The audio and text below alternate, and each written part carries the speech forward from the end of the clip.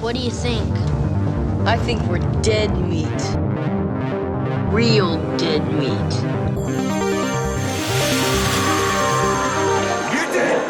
Go ahead and laugh, you guys. If I ever find a little bastards that did this, they're dead meat. Welcome to the Dead Meat Podcast, your horror safe haven. I'm James. And I'm James. And we're buddies who like to cover my wife when she's away. I guess for the last time, I think. Because I realized... Well, I realized that the next episode is like right at the beginning of August, which means... to film it in time would be at the end of July, so she might still want that time off. We might get a bonus. It might be a quadrilogy. You might get a bonus, yeah. It might be due to popular demand, the James Squared trilogy back for one more date. We'll see. Yeah. I don't know what we would do because this was kind of our last feasible idea. I'm sure we can come up with something. We had ideas for 3 shows, and that's it. And then we're retired. Maybe 2.5. Well, today we're looking at Red State, which was the original idea for the first episode. But then we realized it's not viewable. No one can watch this movie. Yeah, it's not streamable anywhere because I guess Kevin Smith, who wrote and directed this, made it with like a small, I think, Italian company or something, and then rights happened.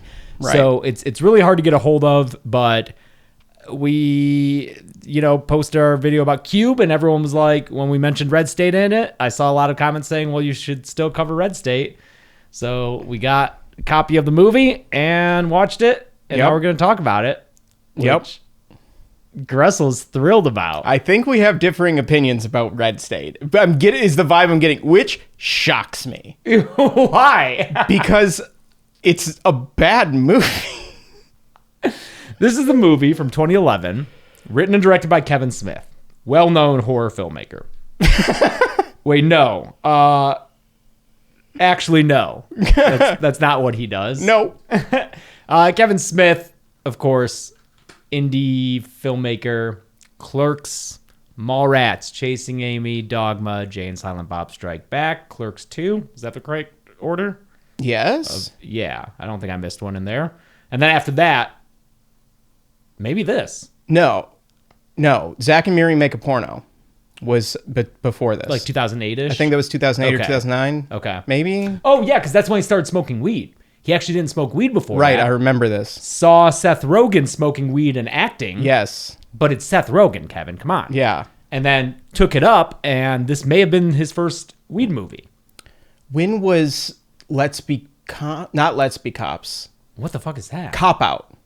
Oh, that was later. It was after this. I think so, right? With Ice? No, with it was before this? It was 2010 and then Red State was 2011. Okay, yeah, because he had a couple like mainstream movies with Cop Out and Zack and Miri. Yeah.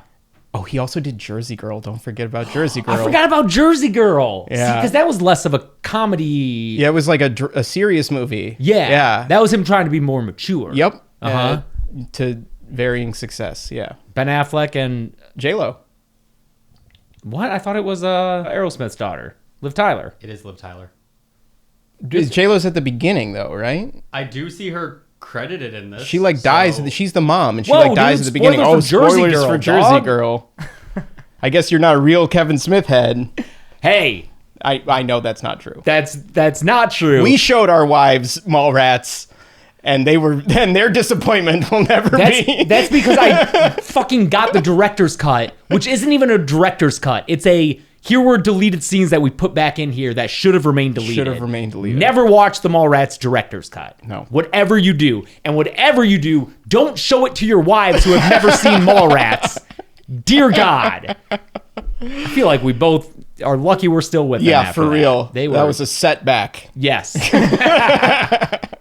But yeah, I grew up obsessed with Kevin Smith. He's Same. one of the reasons I got into film. Absolutely. 100%. I was like, oh, movies can be like this? Mm-hmm. And kind of, but... not this movie. This is such a departure for him. Because yes, it is. He's known for his very conversational, slacker dialogue. Clerks was made for $52,000, and half of that was soundtrack rights for the killer fucking soundtrack. It is a good soundtrack. In 94, but it was just people working at a convenience store. Had bigger budgets after that with Mallrats and especially Dogma. But yeah, his movies are just generally very talky. He has a crew of actors he always works with: Jason Lee, Ben Affleck, Matt Damon. None of them are here. Nope. This is really its own thing in style, in tone. It does have a bit of the yappiness to it. Oh yeah, it does. Yeah, that is my issue with it. I think credits hit at like 120. It's a short movie, but it feels long at some points. It feels very long. There are scenes that I'm like, all right, I get it. Let's go. But what I like about this movie is that it kept surprising me with the direction it took. It was not the movie I expected it to be based on the first few scenes.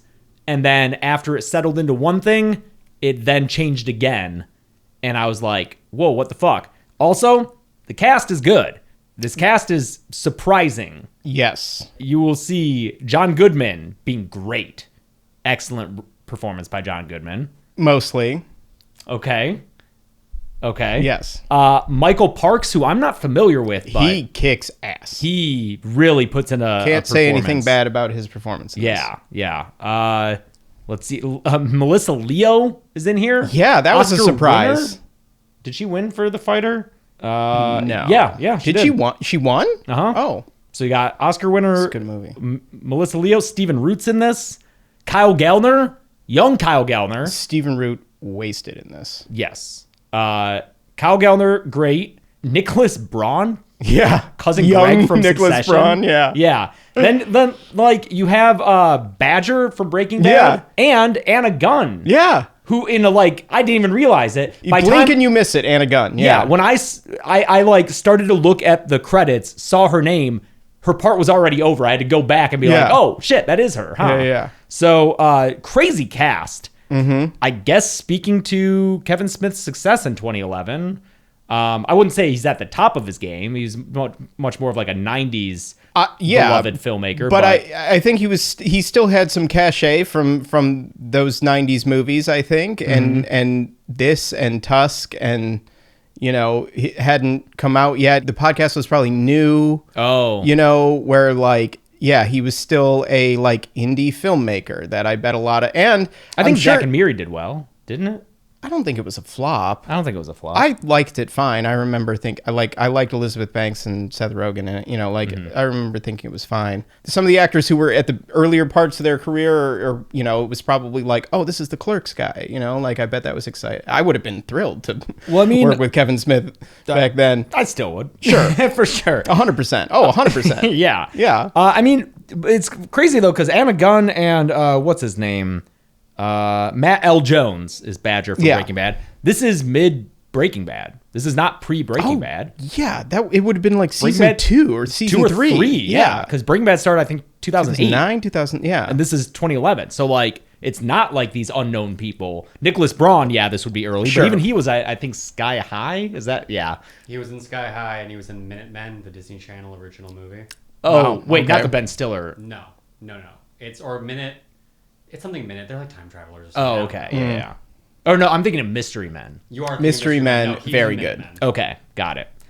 I don't know the actual, who you think is the lead. Michael Angarano? I don't know. Yeah. And then Carrie Bechet has credits. She was in the last season of Scrubs as the main character before this reboot. Oh. The one that people hate. The ABC season? Yeah. Yeah. And she was in Argo. But yeah, the cast I think is solid. I like that Kevin Smith tried something different. Sure. Mm-hmm. This is, if you couldn't tell by the name Red State, a politically tinged thriller. It's barely a horror movie. It's one of those. Yeah, I was going to ask you how you felt about this being considered a horror movie. I think it's within the realm of Green Room, which I don't think you've seen. No, I have not. Green Room. It's very violent. Yes, very violent. There's a darkness to it. There are the situation the characters find themselves in is horrific. But I think many people would look at this and be like, that's not a horror movie. More an actioner. Yeah. Especially with what it ends up being. A lot of shootouts and stuff. But it is, yes, very politically tinged, but in a 2011 way. Yeah. The antagonists are based on Fred Phelps, and is it the Westboro Baptist Church. Yes. And if you're not familiar with them, bless your heart. I feel like they've kind of faded from pop culture relevance. We have bigger villains. Yes, this is a 2011 It's political so thing. funny how small this is comparatively. Because these villains are like Fred Phelps and the Westboro Baptist Church were the people who would protest funerals. God hates F slurs was their big That was their slogan. big one, yeah. Yeah, I think that's still their website or something. I think I was reading he died shortly after this, 2014, but I think by the end he was like kind of repenting or like trying to be Like, hey, we had this wrong kind of thing. yeah, and then he got excommunicated from his own church because of it. Of course. Yeah, and they blamed it on dementia when he was trying to be like, oh, maybe gay people Maybe are... we went too far. Yeah, but they were notorious for disrupting and protesting funerals. I think Obama had to like make some, or like presidents don't make laws, but there was something where something was passed to like put in a buffer around funerals Because they would for protest soldiers. Yes. Coming back from the Middle East, like dead soldiers. Uh-huh. Yeah. And so the villains in here are directly based off that. They even mention that. John Goodman's character shouts out Phelps explicitly at one point. Yeah. Yeah. Only he says that the people here are a lot worse. right. Because he says of Phelps and co, they're sewers, not doers. Yeah. They're not gun nuts like the characters in here are. Yeah. So the characters here, which are, what is it? The Trinity, 5 points, Trinity, 5 points or something. I think 5 Points Trinity is Yeah. right. And their pastor, who is played by Michael Parks, Pastor Cooper, they are, it's kind of like a cross between Fred Phelps and the Westboro. David Koresh. And then David Koresh. It's very much, they never mentioned by name Ruby Ridge and Waco, but this is very informed by those. Yeah. And Goodman even alludes to it at Yeah. one point. He's like, these don't tend to go well. Yeah. Because this ends up being a siege movie, which again is not what I expected. But No. I will say that. I did not expect it to be just a full-on shootout. Yeah. yeah. So that's the movie that we're going to be looking at. Gressel sounds like you did not like it. I did not like it. I did not like it at all. At all. At all. There is nothing about this movie other than Parks that I liked. Okay. Not one element. Wow. Yeah. And I like we said, grew up on Kevin Smith. I would not be doing this if not for Kevin Smith's movies. I devoured all those special features. I had the 10th anniversary Clerks DVD. Oh, is that like in the black case? With the black case, with the multiple discs Yep. and the dock and everything. Oh yeah. Yeah. I mean, like, you and I will just say 37 randomly. 37, yeah. And, like, nothing against Kevin Smith. This one did not work for me. Did not work for me. I did some research just to see how it was received, and a lot of people on Reddit specifically, that's where I was looking, feel that this is an underrated movie. Horse shit. Some people think that it's his best work. That's incorrect. I'm just reporting what I hear, man. That's fine. Rewatch his films. Should we, though? I guess the right Clerks has version. got to be good. Clerks is probably still good. Yeah. 37. And Chasing Amy holds a place in my heart. But Okay. Well, Red State. Get Yeah. into it, full spoilers. The plainest title card I've ever seen. yes, Very disappointing.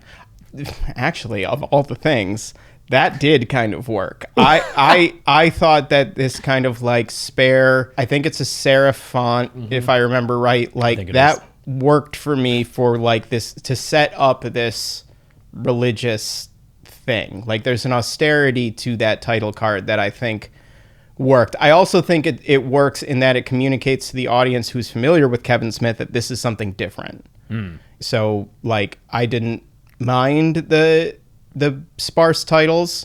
I also think that this opening sequence, the first couple scenes is like the only horror part of the movie for me. Like, Oh, do you mean them going to the trailer and everything? yeah, like, Okay. well, I guess The the whole setup. first act kind Yeah. of, but like even just this first bit where he's like in the car driving Mm-hmm. and you see like the pastor kind of standing off to the side. Okay. Like that's such a I feel like that's such a horror movie thing. Yeah, like who's that guy? Who's Why that is guy? he- Why is he staring like separately? Why is he away from the group doing like something different? You Yeah. know, and like, so that's like, ooh, what's going on? Like there was some intrigue there of like, oh yeah, here we go. Here's the guy. Okay.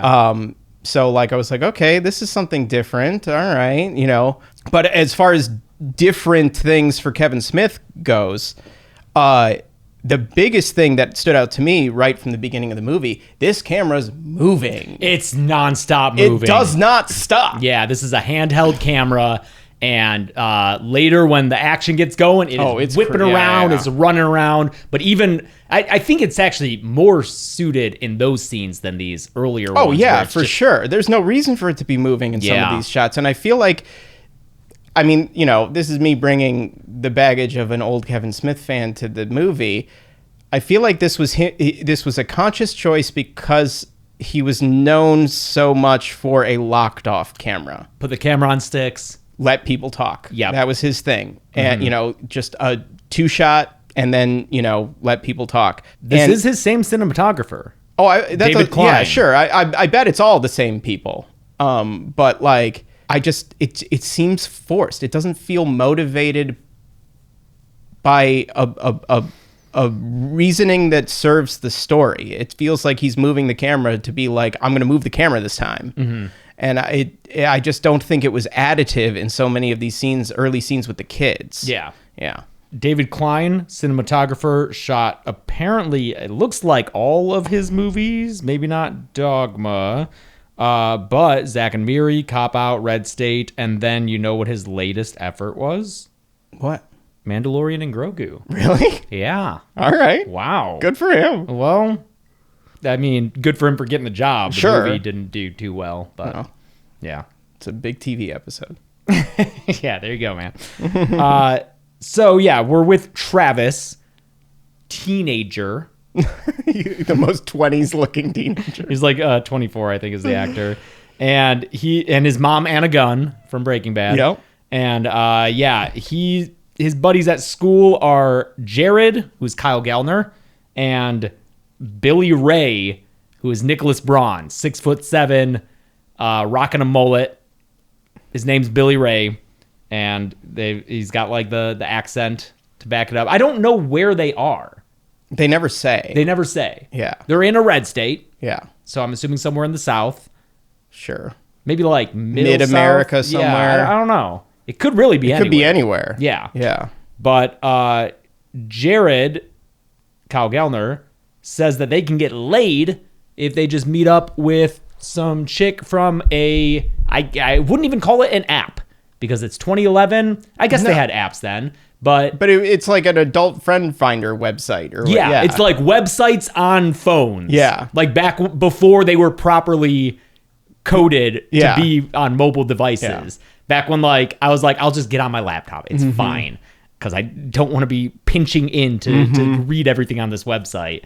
But he says that, yeah, he found a chick who's on like this Craigslist like website, and she's 38, but she'll do all three of them at the same time. And yeah, there's a lot of like, this is like the Kevin Smithy dialogue because this is big time Kevin Smith dialogue. because Travis is saying like, isn't it kind of gay if we all have sex with her at the same time? And Jared's like, don't be so middle class about it. I thought that was kind of funny. Oh yeah, on their way to the school, by the way, the thing that Gressel was mentioning is they do pass a funeral protest. protesting Yeah. of a gay student. So this gay kid was killed 2 weeks ago, and like they're in class and the teacher's talking about it. This teacher felt real. What? Really? I feel like I had teachers who spoke just like that in school, especially during Bush era. I mean, this is post Bush era. Yeah. But I had teachers who would go Yeah. off on stuff like that. That's true. It Yeah. wasn't, no one was going to post it on social media. Yeah. You know, if a teacher was like, this is wrong, you know. Uh-huh. Yeah. Yeah, now they're probably more careful. Right. 'Cause they don't want to get sued or whatever. I did not love the dialogue in the teacher scene. But it was very Kevin Smith, and I liked that. It was like, it was comforting to be like, oh, this is a Kevin Smith movie. And like the dialogue at the school, especially in that scene where they're looking at their phone, that was like, oh, we're firmly in Kevin Smith land now. It felt very Chasing Amy with like the gay stuff and like, you know, like, I mean, The discussion about sexuality, like, you know, his whole it's a big part of this movie too, and obviously it's like the main theme of Chasing Amy, but like the way that he kind of talks about sexuality, I think, is so interesting in the type of movie this is and the type of characters that his characters are, and the way that he has this kind of like, I think, like very accepting view of homosexuality and, you know, other sexualities and whatever, all sexualities, I guess. But it's just it's so Gen X the way he talks about it. Yeah. And I think that that's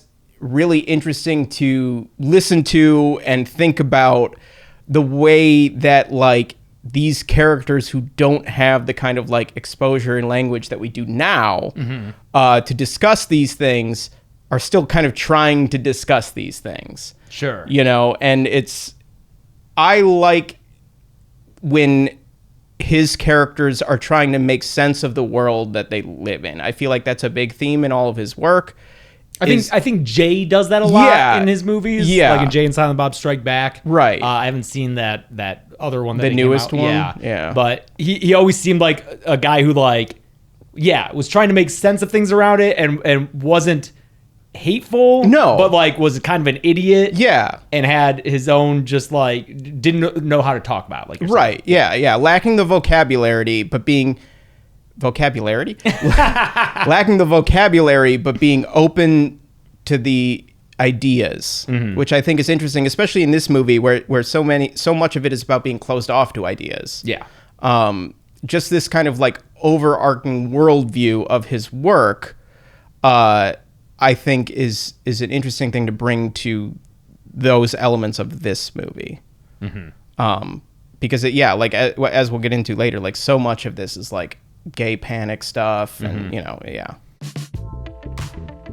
Hey everybody, recently we had the Dead Meat Horror Awards, as you probably know, and here in Los Angeles we had a live screening of it at a really cool theater called Pacific Electric. But it was a whole event, and that involved alcohol, as many events do, and I knew that would be part of the celebrations, but I also didn't want to feel bad come Sunday morning. Thankfully, I had ZBiotics pre-alcohol, and it just made the whole weekend work. ZBiotics pre-alcohol probiotic drink is the world's first genetically engineered probiotic. It was invented by PhD scientists to tackle rough mornings after drinking. So here's how it works. When you drink, alcohol gets converted into a toxic byproduct in the gut. And it's a buildup of this product, not dehydration, that's to blame for rough days after drinking. Pre-alcohol produces an enzyme to break this byproduct down. It's just a really good addition to a responsible game plan for when alcohol is involved. You just make it your first drink of the night and then drink responsibly after that. You know, pace yourself, hydrate, try to get a good night's sleep before and after, and then the next morning you'll wake up feeling pretty refreshed and ready to take on the day. And I really gotta tell you, it worked, because not only did we have the Dead Meat Horror Awards, but after that I went to Angel Mellanson's birthday party. Angel from Fangoria, she hosted a Q&A at the awards. So I did like a twofer that night, and I still woke up fine. And ZBiotics definitely helped with that. Go to zbiotics.com/deadmeat to learn more and get 15% off your first order when you use Dead Meat at checkout. ZBiotics is backed with 100% money back guarantee, so if you're unsatisfied for any reason, they'll refund your money, no questions asked. Remember to head to zbiotics.com/deadmeat and use the code deadmeat at checkout for 15% off. All right, I don't know about you, but I hold all of my stress in my jaw. It is just all up in there. I walk around all day with my teeth clenched. It's not good. It's not good for me. And it's especially not good if I continue that at night. I don't think I literally grind my teeth, but Chelsea has said that I chomp them. Just like, that happens while I'm sleeping, which is crazy to me. And it sucks because I take good care of my teeth. I brush, I floss, I do all the things. I water pick every single day. But I still run into dental problems, and part of that is because of the stuff that happens at night. But not anymore, thanks to Remy. quality. Remy night guards are the only FDA cleared and clinically tested at-home impression kit night guards on the market. Not only do they help prevent teeth damage from grinding, but they also help reduce jaw tension and facial muscle strain and improve your sleep quality. You'll get the same professional quality and comfort as a night guard from the dentist for 80% less of the cost by taking your own impression from the convenience of your home. And Remy saves your impression, so you can enjoy the convenience and savings of Remy Club, where they'll ship a new top and bottom night guard to you every 6 months, which is really nice because, you know, eventually they start to get a little gross and you want to replace it, but you don't want to have to pay an arm and a leg to do that. I trust Remy to protect my teeth using their custom night guard, and so do over 350,000 Americans. Once you purchase it, your impression kit will come straight to your door and you'll follow their step-by-step instructions to get your perfect impression. And they'll make sure that it is perfect. If you do something like slapdash and try to send it in, they're going to be like, no, we need to get this right. Which is nice because then you know that they're actually taking it seriously. They're not just taking whatever impression you send them. They will craft and ship you your custom fit night guard, and then you can start using it every night to protect your teeth. Protect your teeth with Remy by using code DEADMEAT to get 55% off your new night guard from now until the end of August with Remy Club Subscribe and Save. That's 55% off at shopremy.com/deadmeat with code DEADMEAT. Thank you, Remy, for sponsoring this episode. So Travis borrows his, I'm guessing, mom and stepdad's car. That's the kind of feeling I'm That's the getting. vibe, Yeah.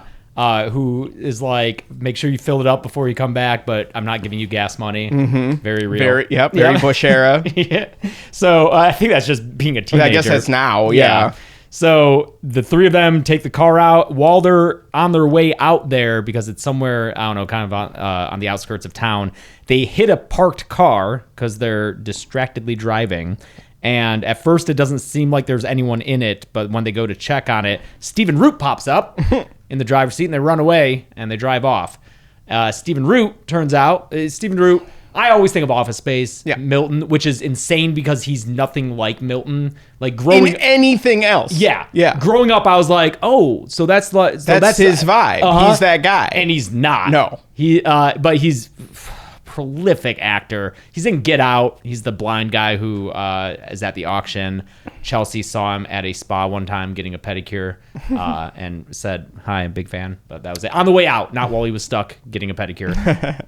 Is he the one in Widow's Bay? Yeah, recent Emmy nominee for Widow's Bay. Emmy nominated for it? Wow. Oh, yeah, okay, yeah. thank you. Still need to watch it. Almost done with Hacks. Phenomenal in Barry as well.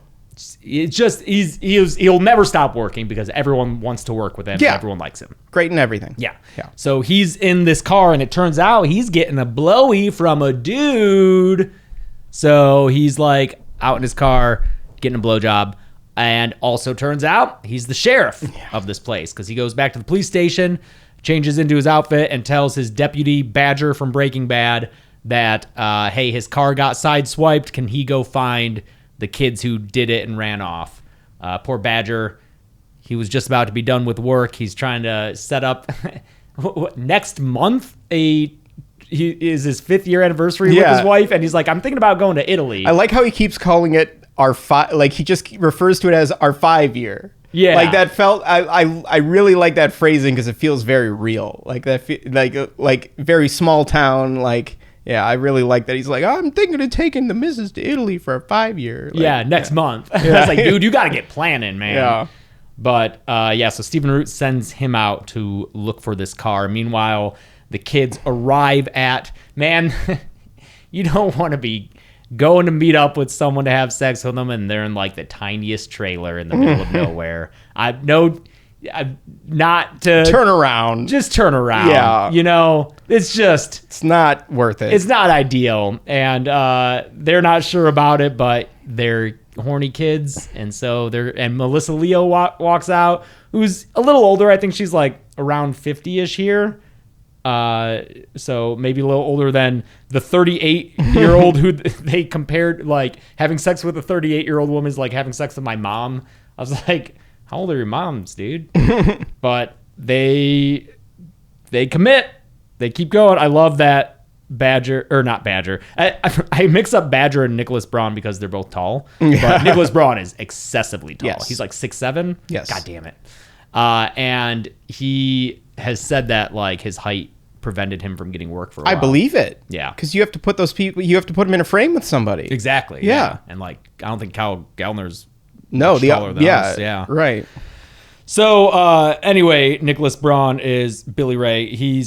I do like his attempts to be cordial to this woman, just like, oh, you look very beautiful tonight. Just like very boyish way of approaching this whole situation where they are going to get drunk with a woman they met off the internet and have sex with her all at the same time.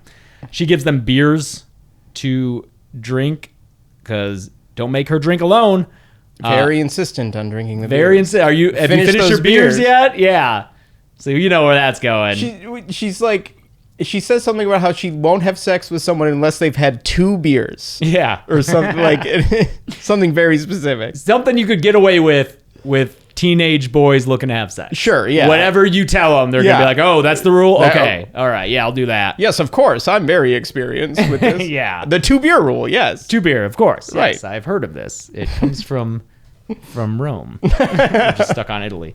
But they're roofied. They get knocked out by this alcohol. Also, what do you think of the little when Stephen Root sends out Deputy Badger, the little like jump cuts of him like having a breakdown because he's like seeing the picture of his guilt, wife on the yeah. desk, yeah, and he's like crying and everything.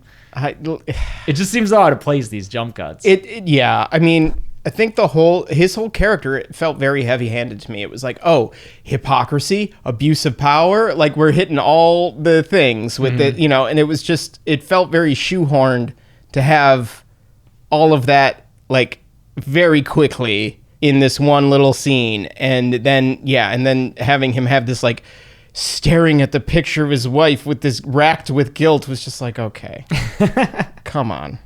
He gets to look anguished. I feel like Stephen Root did a good job there. Hey, well, yeah, he's good in everything. That's right. So Jared is the last one to pass out. He realizes they've been roofied as he passes out, and he wakes up in a cage in a church where people are singing. Because it turns out Melissa Leo, Sarah, is the daughter of the pastor. And this is a very small congregation. Yeah. There is a wide shot. I counted 22. Okay. Including the pastor and the children. There are a bunch of little kids ranging from, I think, 4 years old to 8, 12. Yeah, middle Yeah. school. And later, John Goodman says there's 20 to 25 people. So that's the group we're looking at. They're all singing and getting ready to praise the Lord and relinquish some sins of sinners, including these kids that they've captured and put in cages. This was basically the end of the movie for me. Like, after this point, it becomes, like, to what you said earlier, it becomes something very different. Mm-hmm. And the sermon that takes place immediately after the cage reveal is so long. I think it's 9 And minutes. so boring. And nonsense. I don't think it's nonsense. This is Michael Parks. Yeah. As the pastor giving Acting the shit out of it. Yeah. Yeah. Yeah. He's doing great. He's doing great. I do think it's way too long. It's way too long. It goes on for a long ass time. Yeah. It is a monologue and a half. Yeah. When he starts talking about the tsunami.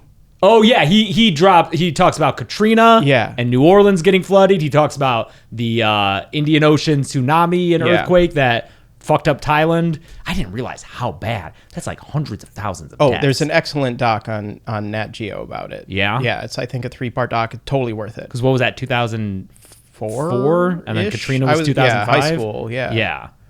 Yeah. Very good doc, worth watching. But yeah, he says that it was the tsunami was sent by God to punish people who go to Thailand for sexual experiences. Mm-hmm. And like, you know, he's just tying all the stuff. It's just this stream of consciousness thing. And like the performance of it is good, but it just goes on forever. Yeah, he's talking about how other churches won't talk about it because it's politically incorrect. I think they mentioned the Zionist media. Like they're just saying all sorts of things. And yeah, like the nation and the world is going to hell. And here's the evidence. The main culprit they blame is homosexuality, Right. which they blame for the increase in abortion and sex on TV and violence. Lower in birth movies. rate is implied there. They're getting that in there. He was like, and the tolerance of he talks about the devil web the internet. So it's just a whole bunch of things. And you know, it's 2011. The things they're talking about are Bush era things because I just feel like that's when that stuff was very much in the conversation. Totally. Because I feel like 2011, we're starting to pivot to it's the transition from the You're religious coming out right, of yeah. and now the Tea Party's on the ascent, and Yep. the Tea Party's what leads to, you know, Trump style alt-right. As is it even still called alt-right? I think it's just the right now. Yeah, 'cause it's- right. Overtook the Republican Party, but this is very much in the middle of that transition and still very much planted in the Bush era side of things. Yeah. So yeah, he's not talking about small government, although they are. Well, I guess there is a little bit of that. You know, when John Goodman shows up, he's like G-man, government man. Yeah, there's a distrust, but it's not the focus. Yeah, Like their big enemy is not the deep state. Yes. Yeah. It is like immoral Yeah. pagans and homosexuals. Yeah, basically. right. Yeah.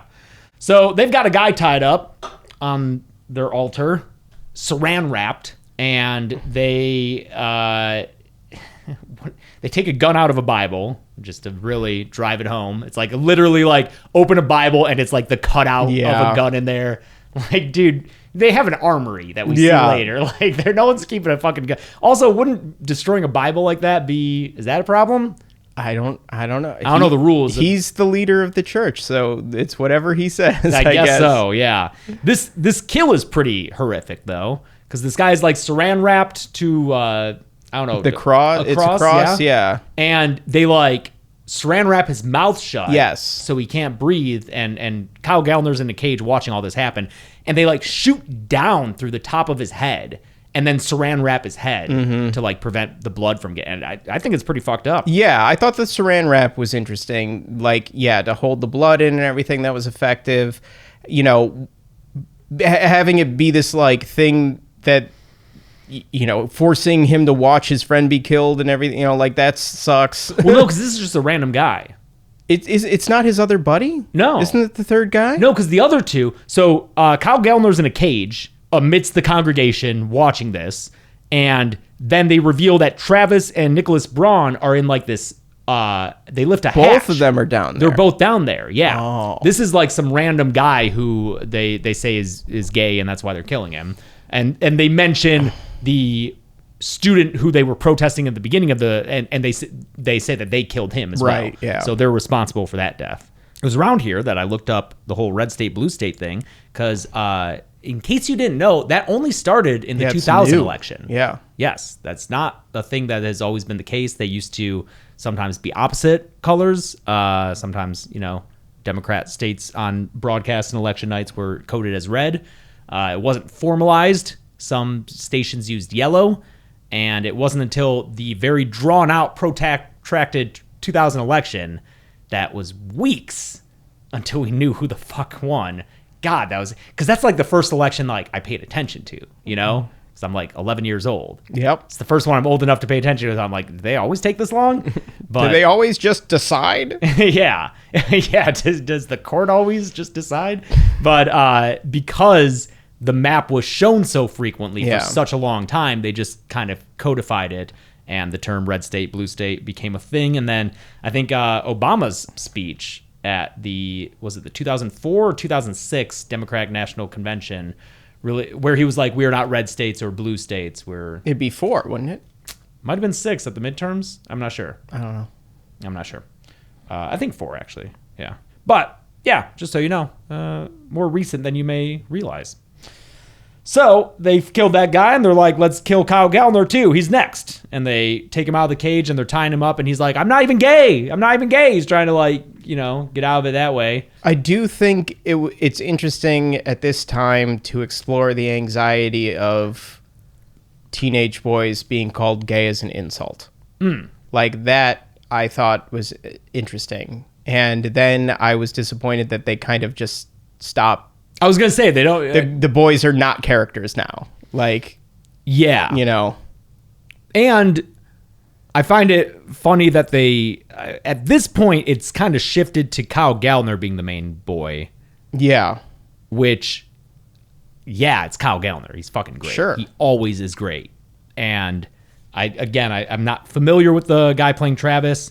He works, so he's also fine. Yeah. But you're Nobody's bad. Yeah, like you start the movie through Travis, so you think you're just gonna stick with him the Right, whole time. yeah. And it's one of those things that they keep switching up. But yeah, they don't get into that, and it's because these characters I don't think are ever really that homophobic or like The three boys, Yeah, the yeah. boys are not. Yeah. Which I think is interesting. But and I think there was an opportunity to explore a little bit the maybe church how- insisting that this is wrong and them not believing that it is wrong and the conflict that produces, but also just broadly as a society, like we grew up in the late 90s, early 2000s. Yeah. Like this was, you know how I know you're gay era, like, and like I think that there was an opportunity to go a little bit deeper into what this means as like an insult to a teenage boy. Like they mentioned it a little bit earlier with like, well, isn't it kind of gay if all of us are doing her together? Like that. And again, that's kind of a thing with Kevin Smith's work, is this like blurred lines element of sexuality, and not in terms of consent, in terms of, oh yeah, you know what I mean? the spectrum. Right. After this point, that's completely abandoned. Yeah. And it might have been interesting because, like, I think of it how, like, when we were kids, again, early 2000s, different time. So my friends and I, we would call each other gay. We would use, the slur to each other. And we were never, like, hatred towards gay. Like, one of our friends... there was no real meaning behind it. Yeah, one of our friends was gay and said those things just as much as the rest of us. Yeah. Of course, probably would have been pressured into that regardless. Yeah, but there wasn't the hatred behind it. So I just think it would be interesting to see that contrast between like, oh, they are saying these things and it is like, hate speech or like it's insulting. Like you shouldn't say it, but how is it different than what the church is doing? Right, exactly. Like, which takes up actions. Yeah, making them confront what the language actually can, the harm that the language can cause. Yeah. And they don't There's none of that. do that. Yeah, right. But that would be an interesting thing. Yeah. I just thought that the boys were going to be bigger characters. yeah,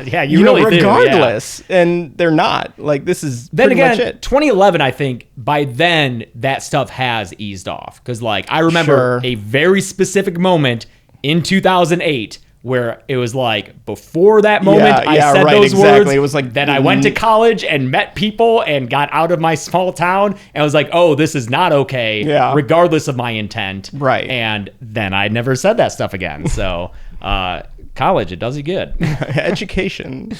Yeah. We love it. So I think maybe by this point, those characters aren't like that because it's moved on a little bit, but Possibly. I don't know. I looked up the actor that plays Travis. Yes. He's also from Sky High. Oh, really? He's the lead actor in Sky High. Oh, okay. Kevin Smith watching And- Sky High. And And Kyle Gallner, up until that point, I think was most known for being the Flash on Smallville. So I think Kevin Smith purposefully cast all superhero kids. that tracks. Yeah. He's He's into a that comic stuff, book yeah. guy. Yeah. I will say, Kyle Gallner looks pretty young in this. I think he's 24-ish. I was like, but he had already been in Jennifer's Body 2 years prior. That's like a 2009 movie. That guy's just been working forever. Good for him. Still working, still putting in incredible performances. Nice. And just a good guy. Doesn't even live out here. I think he lives in like some southern state, like Sure. just like doing his own thing. Yeah. Just doing the work. That's all work. he's about. He's not about like the parties The and lifestyle. Yeah. Just a good guy. So they're about to kill Kyle Gallner when Deputy Badger arrives and sees their car out front because he's just doing the rounds and he's like, fuck, that's the car that swiped the sheriffs. So they see him on the camera and the pastor comes out to talk to him. And I think it's a kind of a tense conversation where they're talking and that like inside, if they can get his attention somehow, maybe they'll, because like he goes to leave and then he's like, oh wait, I thought this was kind of funny. I did like this. Yeah, he goes to leave and then he's like, oh wait, hey pastor, you were in the Vatican last year protesting that new pope, right? Is Italy nice? I was thinking about taking the missus there for our fifth. I really like Like that felt very small town to me, where like this guy knows these people are ridiculous and doesn't take them seriously. So he's like, was Italy nice? Yeah. I did like that. So Billy Ray manages to get free because he and Travis are like down below the floorboards. They're in like some weird subterranean thing, and they're saran wrapped together. He manages to get free. Travis is bound too tightly, so he's stuck, and Billy Ray's just like, sorry, and runs off. He winds up in their armory where there's a whole ton of guns, and he grabs one, and one of the guys who runs off to go look for him, when he comes in, he shoots Billy Ray, who then sprays the gunfire, and Deputy Badger hears it outside right as he's going to leave. So it's one of those moments of like, oh, he was almost out of there, and then he hears it, and it's like, oh, son of a bitch. But then another guy comes out and shoots Deputy Badger. He's that guy who looks kind of like Jeremy Davies. Yeah. Yeah. I was like, I know this isn't Jeremy Davies, but he's styled very much Jeremy Davies here. So It's kind of a Jeremy Davies part. yeah, no, he'd be great. He would be great at it. Deputy Pete was calling the sheriff about this when he gets shot. Yeah. And so the sheriff is on the radio, and the pastor picks up the radio and is like, hey, we know what you do. We've got Yeah. pictures of you, Yeah. engaging in this gay stuff. So, yeah. Does he say we'll tell your wife, or is there's he? Okay, they do. He's like, we'll send these pictures to your wife, so don't even bother coming out here. We'll clean this up and just, ignore us. Yeah. So Sheriff Stephen Root is just still crying, still anguished, takes out a gun, puts it to his head, considers ending it all, and then sees an ATF thing posted. Yeah, like a poster, like a. So it goes by so fast. Yeah. It's like you don't get a sense of what he's looking at. But that is what leads to John Goodman getting called, because he is an ATF agent. Mm-hmm. So he's going to be called, and he's already familiar with this group, so he's going to enter the movie shortly. Meanwhile, they think that the guy who shot Nicholas Braun and killed him also killed Travis. Yeah. Because Travis managed to get away and hid like under Nicholas Braun's body. Yes. So it looks like they both got shot. Mm-hmm. I thought that was clever. Yeah. Yeah. I thought for a second it was a mistake. Oh, really? We missed it? Yeah. Yeah. Like continuity error. Yeah. So Travis is now kind of free, at least. They think he's dead and he's, away from where they were. But they still have Kyle Gallner tied up, saran wrapped to that cross in the church. Things get pretty crazy here. Yeah. Because, again, it really shifted when John Goodman gets introduced, because he gets a call that wakes him up. And then you just see him on the phone. He's on the phone for so much of this movie. He is on the phone a lot. I think the later scene where he's given the order to just kill them all. Yeah. I think that is really good acting on John Goodman's part. The conflict in his face. It has to be. Yes. Because he's doing both sides of that conversation. Yeah, you don't even hear like a little like No. you just hear John Goodman's part. But this first scene, And just the amount of dialogue that he has to memorize without a cut. yeah. Like, this is probably a couple pages of dialogue that he has to know and perform compellingly, without any kind of cut to hide it, and stay within the scene and react to the other person who's not there, and all, like, also talk to his wife who's in the scene with right, him. yeah. And he really is doing a lot of work to make these phone conversations palatable. Yeah, because Yeah. this first one is he's talking to a superior. They've been, I guess, Stephen Root called the ATF, and so now Yeah. he's going to get involved, and he's familiar with so he's given us a lot of information. Yeah. This is when he compares them to Fred Phelps in Kansas, alludes to the history with situations like this, like Ruby Ridge and Waco, talks about the number of people in the congregation, and yeah, he's just a lot of talking. John Goodman, I love. He's great in Righteous Gemstones. I'm glad he got to have that resurgence as like the lead in a big show. He's phenomenal. He's always good. Yeah. 100 Cloverfield Lane or 10 Cloverfield Lane. You've probably not seen that one. No. Him, Mary Elizabeth Winstead, and I forget the third guy in it. It's a three-hander where it's just them in a bunker the whole time. Oh, that's fun. Very good. Do you remember who that is? No, but Mary Elizabeth Winstead, also from Sky High. God damn it. the third person was John Gallagher Jr. from Hush. Oh, okay. Oh, wow. All right. Yeah, great Yeah. movie. Really good. I feel like, was there a time where John Goodman went away for a while? Like maybe the 2000s? Or has he I don't know always? if he ever really went away. Because obviously Roseanne. Yeah. He was definitely more prevalent for a while, and then I think kind of maybe did take a step back or was in fewer things. He lost all that weight. He did. Yeah. This is This is during that, it seemed like? he's definitely not Roseanne. No. Wait, he's a big He's in guy the process of slimming down, it seemed like. because now he's like he's Yeah, svelte. He's svelte. trim. Yeah. Yeah. Here he's like a little. He's like, I don't know, regular size. Right, yeah. here. He's an older man. Yeah, right. I guess around here, what were you gonna say? Speed Racer. I was gonna say I Speed knew. Racer. I knew. I saw Ben's face, and I was like, he's gonna. I saw Speed Racer here, and I was like, One he's of the gonna. best movies ever made. That's Papa Racer. So that's 2008. What a good casting for that. So good. Yeah, he's like, because I watched the show a little, like not a lot, but enough episodes still like, oh, that's a good John Goodman character. Oh, he was in The Artist in 2011. Oh, yeah. I think, doesn't he have the only line in The Artist? Oh, that might be right. Argo 2012. Argo, very good. Argo, fuck yourself. A lot of people in Argo who were in this movie that Wikipedia told me is because Affleck saw this movie and liked their performances. Really? Yes. So that includes the daughter in the church. Yeah. Cheyenne is the character's name. Carrie Bechet. She was good. Yeah, she was good. She is the granddaughter of Pastor Cooper and the daughter of Melissa Leo. She's put in charge of the kids because they take the kids out before Yeah. they shoot that guy. So the kids are like elsewhere, so they don't have to see that. And so she's just hanging out with the kids. And then, like, I feel like everyone trades importance. Like, there are like waves of their character's importance throughout Yep. the movie. It's very unfocused. I kind of like it. It surprises me. I never know where it's gonna go. That's a positive way of looking at it. Why did I write down now this is Mario? What? Maybe I just can't read my writing. Now what? Oh no. It's supposed to say Waco. Yeah. I just can't read my writing. If the G-Men hadn't gotten the flower power at Waco and tossed those fireballs in there, it could have ended differently.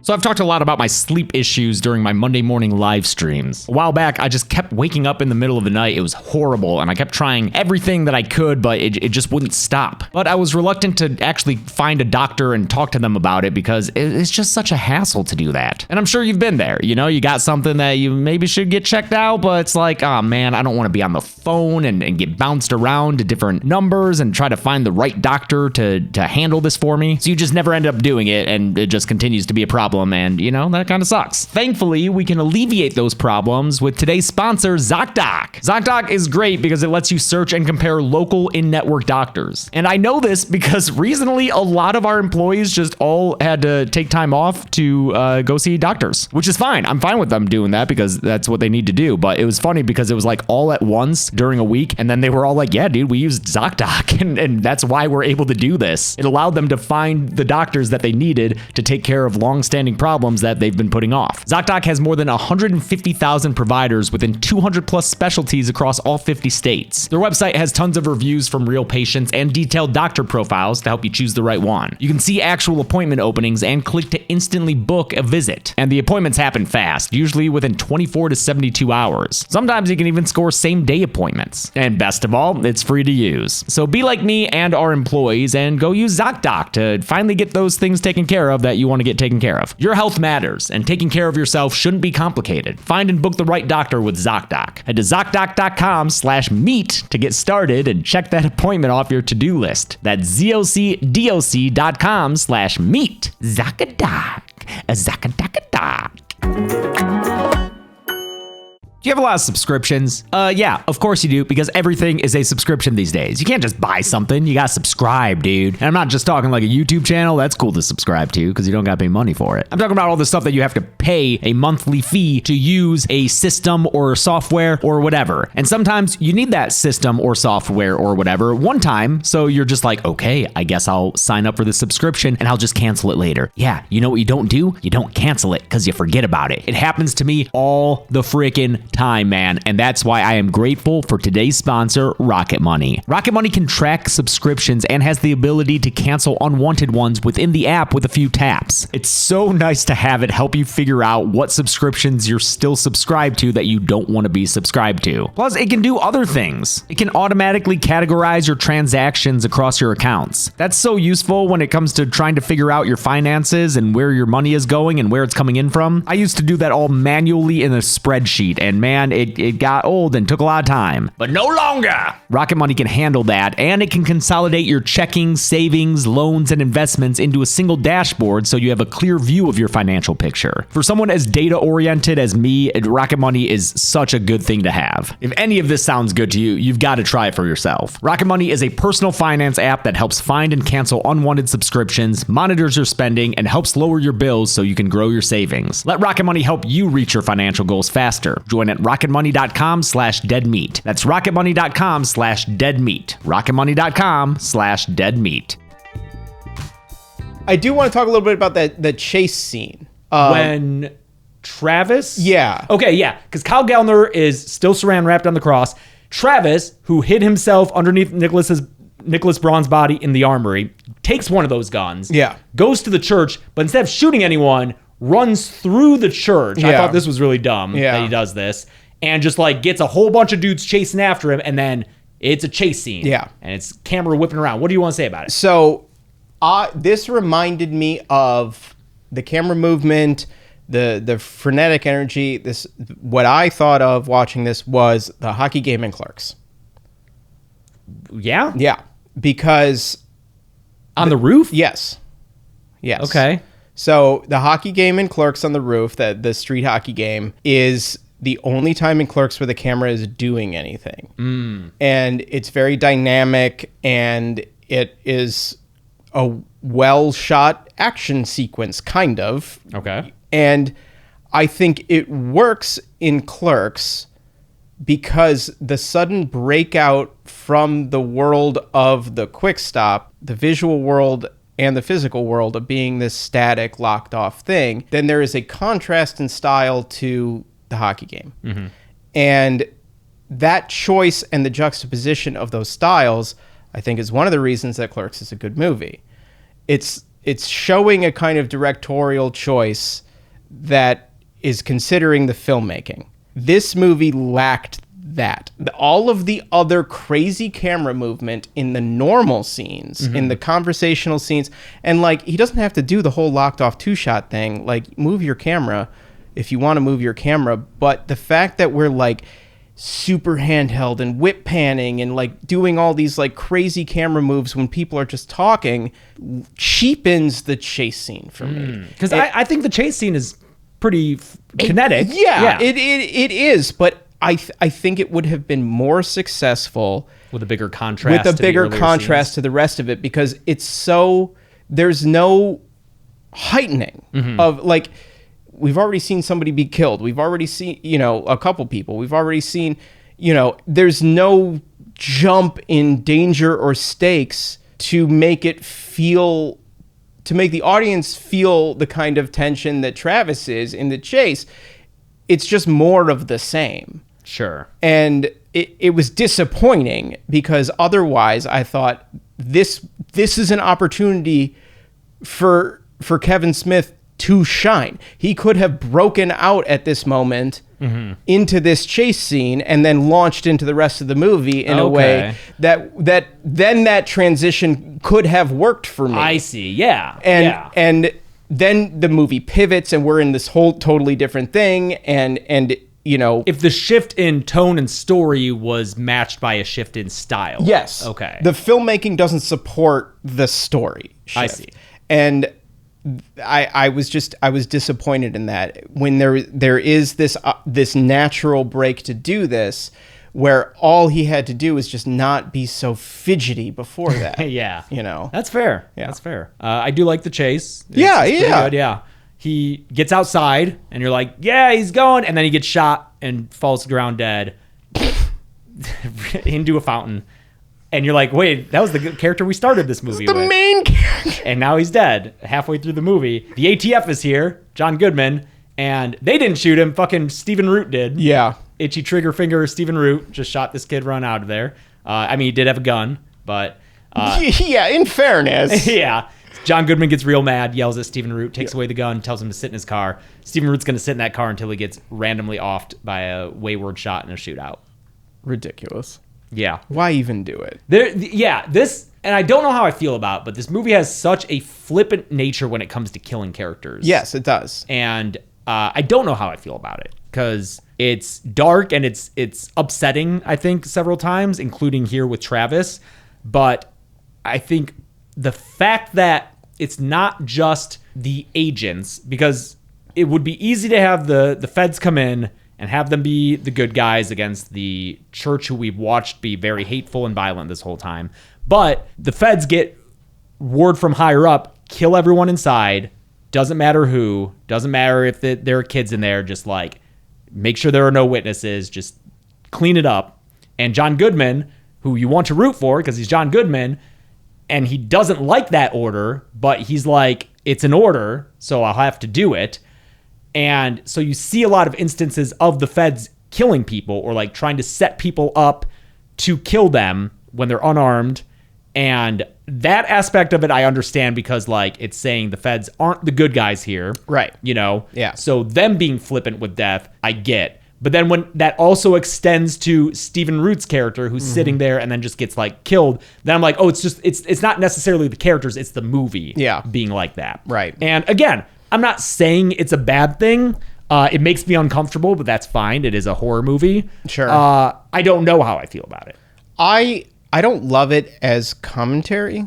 I think it's a little bit lazy to just be like everyone's bad, you know, or like no one respects human life, you know, like the only what's her face, the granddaughter is like, you know, she's trying to get the kids out. That's her big, you know, she's like, help me get the kids out. There's kids in here. They're going to kill everybody. We got to get the kids out, you know, so she cares about the kids, but that seems more like a plot device than a point of view the movie is taking about human life. And I think when you're talking about this idea, you know, when you're trying to do this political commentary in this era about like hating gay people or, you know, like hypocrisy around abortion or the war or whatever else, you know, when you're dealing with these questions of like, what is the value of human life and who deserves to have value put on their life, to not have any value on human life within the world of your movie, I think cheapens that point. And, you know, you do have John Goodman out there like, this is wrong, but there's never a moment where, I mean, even all of the kills are moved on from so quickly. Yeah. And there's no, you know, like I don't There's no like reckoning with it or and I don't want to dwell in a bummer necessarily either, but the characters don't really reckon with any of the death either. Yeah. They do have like a little funeral for the one guy. Yeah, who shot Nicholas Braun, yeah. but like, you know, he was such a cartoon villain and like you don't feel bad for him and they're the bad guys and they're kind of cartoonish and it's not, you know, because it was Melissa Leo's husband. Right. Yeah. And, you know, it just doesn't add any weight to this idea of a social commentary, you know? And I just don't understand, especially killing off Stephen Root that way. Like, you may as well have had him die off screen. It's just so quick and flippant and whatever, you know, like, well, what are you saying about that character who was this hypocrite, you know, like, and murderer, you know, like, what are you saying about, you know, these cops who blindly follow orders instead of, You know, it's like they're just killing machines, and it's not exploring anything deeper than just what it needs to finish the movie. And maybe this is just coming from that what you said of being uncomfortable with this idea of just dismissing human life that way. Yeah, it's very cynical. Yes. Yeah. It's very cynical. Because, yeah, when the shootout starts, Kevin Pollak is here. Yeah. Who's a comedic actor Yeah. mostly, right? Yeah. But he's like John Goodman's like right-hand man. They're talking, and then his fucking face blows off. Yeah. Because the pastor like snipes him, and that starts the shoot off. That scared the shit out of me. That did. Yeah. That was a surprise. That one, yeah. That one. That's like the scare for me in this movie is that that guy's head getting blown off. That starts the I like Kevin Pollak. yeah. It's like, oh, I thought he was gonna be around for longer. Yeah. So that starts the shootout between them, and after a lot of just shooting back and forth, Cheyenne tries to get out and is telling them about the kids inside, like you said. And because of the order to just kill everyone, there's this agent who, like, and it's very dark that he's like, he gets behind her with a gun and shoots in their direction as Yeah. though she shot. And then he's like, take this gun and run back there. She's like, no, you're just going to shoot me. And he's like trying to set her up for this murder before Melissa Leo comes out and shoots him in the back of the head. And then gets mad at Cheyenne for trying to turn on them. Cheyenne still wants to save the kids, so she releases Kyle Gallner finally from his saran wrapped cross that he's been up on the whole time, and tries to make like a deal with him about like, okay, if we like, they won't believe me, but if you're a witness who survives, maybe we can get the kids out here and have them survive. And Melissa Leo catches them and gets involved, and then Cheyenne accidentally or reluctantly shoots Melissa Leo, her mom, and kills her. So the buys are just dropping now. Is this where she says they're gonna kill my family, and he says "fucking good"? Yes, Because I believe so. I did really like that line. I thought that was very funny. There's government agents outside, and they want to come in here and kill my family. Fucking good. I'm trying to save your life. Yeah, Kyle Gallner has no sympathy for her or the kids, it seems like. Yeah. He's like, fuck you guys, you killed my friends. Yeah. Uh-huh. Yeah. Well, they're kids. Sure. They didn't do anything. I would definitely be trying to help the kids in this My situation. focus would be getting out of there. You heard it here, folks. Gressel says fuck them them kids. His primary mission is to get the fuck out of Yeah. there. I do love John Goodman's expert shooting stance when he picks up a gun and pops off a couple. He's like fucking like crouched down. Just like, with his John Goodman stature. His physical. He's like limping around in Yeah, this. it's so good. Which, like, I don't think John Goodman has a limp. I think that's a character decision. It works. I mean, there is one line here during the shootout. I don't know if it's the bad take and that was all they had or whatever, but there's a one line from John Goodman that's just red, and it's not. Oh, is this what you performed at all. alluded to in the beginning? Yeah, when you yeah. said This is mostly? what I was alluding to in the beginning, and it just really stood out to me is because the rest of the movie, he's the best part of the movie. And then there's this one moment where it's just like, is that the best take they got? That's a bummer. What line is it? I forget. I didn't write down what it was, Oh. but it was just him just getting through the lines. You know what I mean? And it was like, oh man, everything else he's given 110%, and this just one take. Maybe that was the rehearsal that they'll shoot it just in case. Yeah, right. Yeah. So Kyle Gallner and Cheyenne do make it out, and they come up to John Goodman and they're trying to tell him, we got the kids in there. She throws down the gun. They're unarmed. And then this other dude just walks up and shoots both of them. Yeah. This was the most upsetting because it's she's trying to save the kids. Kyle Gallner's Kyle Gallner.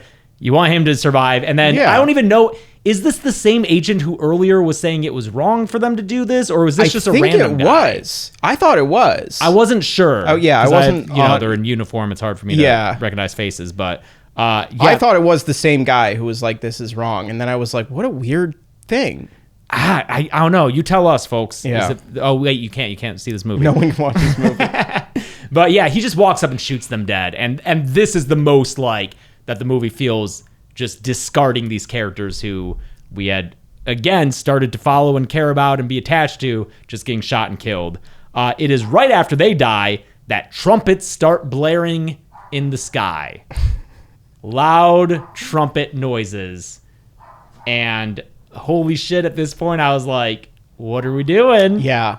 Because at this point, the movie has shifted enough times Yes. that I'm like, is this the fucking rapture? Yeah. Yeah. And that's what... Like, are they right? Uh-huh. Yeah. And that's what the pastor thinks. And when they come out of their safe room, he does the funniest little old man jig on his way out, walking Yeah. down the hallway. They leave their weapons behind. They come out unarmed. And he gets all... This trumpet is still going on. And John Goodman's like, what the fuck is happening? Yeah. And the pastor's like, it's time! And then it cuts to a debriefing of them being like, and then what happened next, John Goodman? Apparently, the original ending was going to be the rapture. Really? Kevin Smith wanted the 4 horsemen of death to come out and But death also... is one of the 4 horsemen. Oh, I'm sorry, you're right. The 4 horsemen of the apocalypse, you're right, to come out and also kill the church members. So it Sure. wasn't going to be like they were right They were and being right. saved. It was everybody is wrong. It was going to be a very like I won't spoil other movies where this does happen, but like yes, the rapture is happening. It's the end of the world. That's what the trumpets are. Couldn't afford it. Sure. Yeah. Yeah. He said that like it just would have blown up the budget for just one scene. Yeah, for sure. Wouldn't have been worth it. Yeah. A lot of people say that they wish that ending had been the case. I don't know if that would have been better. Well, when it started, I was like, holy fuck, is the rapture actually happening? And then I was like, I feel like I would have heard about this. Yes. You know? Yeah. If this had been the ending to this movie, I feel like people would maybe talk about Red State more. Sure. As like a movie with like a crazy ending. And I would have had some inkling that something was up. Yeah. So when it started, there was a moment where I was like, is this going to happen? And I was Yeah, like, totally. I don't think it is. And so when it does cut the legs out from under it with that debriefing scene, I was like, okay, this makes sense. The longer it went on, the less likely I felt it was going to be. Yeah. It was like, oh, they could not afford this. So it's John Goodman being debriefed by 2 agents, one of whom is Patrick Fischler. Yeah. Fucking Jimmy Barrett from Mad Men. He's in Mulholland Lost, Drive. Mulholland Drive, Winky's scene. Yeah. Always love seeing him pop up. He's in Teenage Sex and Death at Camp Miasma. Oh, great. Yep. Yeah, when he popped up there, I was like, fuck yeah, still more of it. Always a joy. It's crazy how many people in this movie are in this movie who are like, they're great. Yeah. Yeah. And But- he's great in this scene. Yeah. Oh, yeah. And they are debriefing John Goodman. They're saying that, like, apparently John Goodman just headbutted the pastor and subdued him, and all of them were arrested. And they're like, you didn't follow orders, but, I mean, I guess we're happy that it wasn't as violent as it could have been. Yeah. So he's getting relocated to D.C., which he takes as a promotion? Yeah. Okay. This is like Kirk in Star Trek getting promoted to Admiral. It's like we're punishing you, but it's a promotion. Okay. Yeah. Sure. They reference how they're just going to hold him without trial because they're like, John Goodman's like, is he going to get a trial? And they're like, what is this, September 10th, 2001? right. They're like, Patriot Act, motherfucker. Yeah. What is this, September 10th, 2001? Patriot Act, bitch. They just hate this guy, and they're content to keep him locked up. They do say that John Goodman explains the trumpets. There is a weed farm, like eco students who live on the property nearby who hated the church, and so they got a siren. There is a shot. It's like the second shot of the movie when he's driving to church or when he's driving to school before the protest. Even he sees the firehouse hoisting up the new siren, and it's like a sign that says thanks for meeting our goal to afford a new siren. All right, Kevin. All right. So this eco student group bought the old firehouse siren, installed it, and then played trumpet blasts from their phones through it to trick them into believing it was the rapture, which is very funny. Yes. And that it's just a coincidence that they did it at that time and saved a bunch of lives. So because of that, even though they found out it was a front for a marijuana growing farm, they'll make some calls. And then the pastor's in jail singing. I do think the debriefing maybe goes on a little too long. It's another scene. Well, there's at least 2. There might be 3 separate monologues. In this scene? Yeah, from John Goodman. And it's just like, come on. Yeah. And again, the movie credits hit at 1:20. Yeah. So it's not like a half hour of this movie is monologues. 10 minutes could be shaved, but then you're left with a movie that's too short. Yeah. So it's a problem. Then you see the pastor in jail, and he's singing, and then you hear Kevin Smith in a vocal cameo tell him to shut the fuck up, and the movie ends. And my Savior that you comfort me. And in the credits, the cast is split between religion and politics. Oh, I didn't see that. Yeah. And the movie does not justify that type of choice. Where were the boys? Were they separate? Oh, that's a good question. I don't remember. Huh. But the rest of the cast is divided into religion and politics between the cops and the church. And I just thought that like the movie wasn't deep enough for that. Like the movie did not earn that ending for me. It didn't like, you know, and I guess now knowing that like, oh, there was a different ending that was planned and they couldn't afford it, you know, so they had to pivot. I think the pivot is good. Like, you know, that's like a clever way of kind of solving that problem. And I did like the rug pull of the horn. Yeah. Cause, you know, like I said, both of us said at that point, anything could happen. For sure. And you're like, oh my God. I just don't think this was as clever as it thought it was. It feels to me like that type of Gen X politics that are like Nothing matters. no, it's the like we're gonna point out their hypocrisy and then that'll show them, like the Daily Show will make people believe that you know the Republicans are wrong, and like nope, you know, like it's not. You gotta go deeper than that. Like there's gotta be more to it, and it felt very, I don't know, I don't want to say it's first drafty, but like it just didn't come together for me as a successful critique of the state of the country at the time.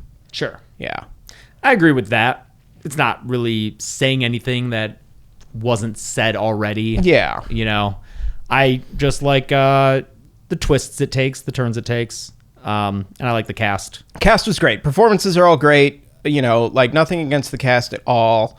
They're doing the best they can with I feel like in all of his movies, he gets good performances. Pretty good, yeah. Yeah, you know, like it's just, you know, his dialogue is tough. It's verbose, you know, and, you know, you could argue that it's overwritten perhaps, but it's a lot of words for the characters to say, for the actors to say, and I think sometimes that's maybe to its detriment, but yeah, like I wanted a main character to kind of latch onto. This didn't really have that. Yeah, because John Goodman doesn't come in until a third of the way through. Third way in, maybe, yeah. And it feels longer. We lose the boys for a lot of, you know, for big chunks of it.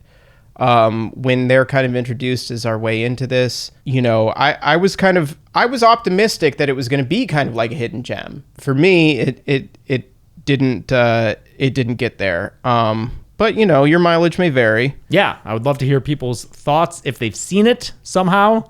Maybe you own a physical copy. That'd be cool. Maybe you bought a digital copy that still works. I don't know. I don't know if that. And then I think on occasion it's popped up on services only to then disappear again. Right. So keep an eye on it. I think it's, you know, if you like thrillers, shootouts, I don't know if you're a huge Kevin Smith fan. I think it's definitely worth seeing if you're a huge Kevin Smith fan. I think it's worth seeing if you're interested in movies as political commentary. I think it's worth a data point. Yeah. You know? Because, I mean, we've had more movies kind of like this more recently. Like The Hunt is a comedic version of this. Definitely different, but similarly like wearing its political commentary on its sleeve, even if it's not that deep. It's just like steeped in that corner of culture. I feel like there are probably better cult movies. Oh, you know? like cult as in the villains. Yeah, you know, like no shortage of those, that's for sure. For sure, Yeah. you know, and, you know, there's definitely better Base Under Siege movies, but like, I don't know. I guess I was pretty harsh on it at the beginning, and now talking about it, I've softened. That happens. Yeah, no, for real. But yeah, I mean, mostly, you know, I don't like the red. I don't like the camera moves. I think too much of it is on the phone. Oh yeah, talking You on the know. phone. A lot of phone conversations. Yeah, a lot of phone conversations. But, you know, I also think that, like, it wasn't very horrific for me. But I'm no expert. You're becoming one. I guess. We will see if it's the two of us again next time you see us. Sure. Or if it's the two of us and Chelsea. Yeah. So not sure what that will look like. Ben, you might be on the hook for one more. We'll see. I assumed that. Okay.